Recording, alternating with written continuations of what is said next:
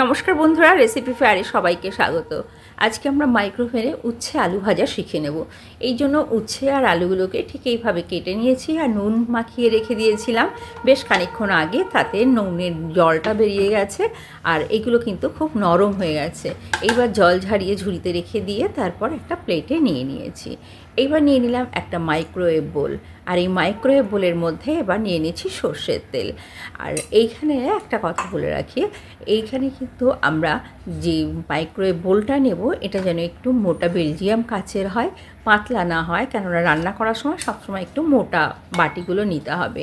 আর এইবার যে জল ঝরিয়ে রাখা আলু আর একটুর মধ্যে সর্ষের তেলের মধ্যে দিয়ে দিলাম। আর মাইক্রোওভেনে রান্নায় কিন্তু তেলও খুব কম লাগে। এইবার তেলের মধ্যে এই আলু উচ্ছে নিয়েছি, তার সঙ্গে যেহেতু আগে নুন দেওয়া ছিল, নুনের আর দরকার নেই। এইবার নিয়ে নিলাম হলুদ, ভালো করে এটাকে মিশিয়ে নিচ্ছি। এখানে কিন্তু হলুদও আমরা খুব বেশি দেব না, তাহলে হলুদের গন্ধ থেকে যাবে। মাইক্রোওভেনে যেমনি তেলও কম লাগে তেমনি হলুদটাও কিন্তু কম লাগে। এইটা রান্না করার সময় সব সময় আমাদের মনে রাখতে হবে। এইবার দুটো কাঁচা লঙ্কা নিয়ে নিচ্ছি, এই যেমন আমরা কড়াইতে ভাজলে লঙ্কা দিই সেরকম, কিন্তু লঙ্কার মাথাটা একটু ভেঙে নিলাম যাতে ভেতরে এটা ফেটে না যায়। এইবার একটা কাঁচের প্লেট বা এরকম একটা প্লেট দিয়ে ওপরে আমি ঢেকে দিচ্ছি, দিয়ে এটা মাইক্রোওয়েভের আগে রিসেট মোডে যাব, মাইক্রোওয়েভ মোডে যাব, গিয়ে এবার হাইতে আমি 3 মিনিট প্রেস করলাম, করে স্টার্ট করে দিলাম। 3 মিনিট হয়ে গেছে। 3 মিনিট পরে বাটিটা বার করে নিয়ে এসেছি। এই সময় কিন্তু খুব গরম থাকে, খুব সাবধানে ধরতে হবে। দেখুন বন্ধুরা, উচ্ছে আলুটা কিন্তু নরম হয়ে গেল।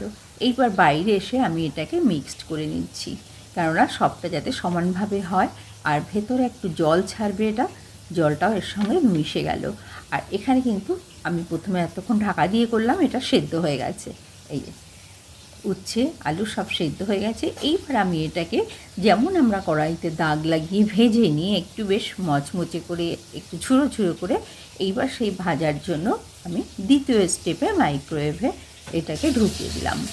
এখানে আবার আমি মাইক্রোওয়েভ হাইতে যাচ্ছি, হাইতে গিয়ে আমি 1 2 3 4 মিনিট দিলাম, দিয়ে স্টার্ট করে দিলাম। 4 মিনিট পরে বার করে নিয়ে এসছি। দেখুন বন্ধুরা, আমি এটা নাড়াচাড়া দিয়ে আপনাদের দেখিয়ে দিচ্ছি কেমন সুন্দর ভাজাটা হয়ে গেছে।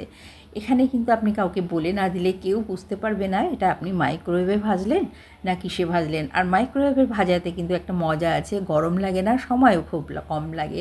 তাহলে বন্ধুরা, ভালো লাগলে অবশ্যই সাবস্ক্রাইব করে সঙ্গে থাকবেন। পরে আবার দেখা হবে অন্য কোনো মাইক্রোওয়েভ রেসিপিতে বা অন্য কোনো ভিডিওতে।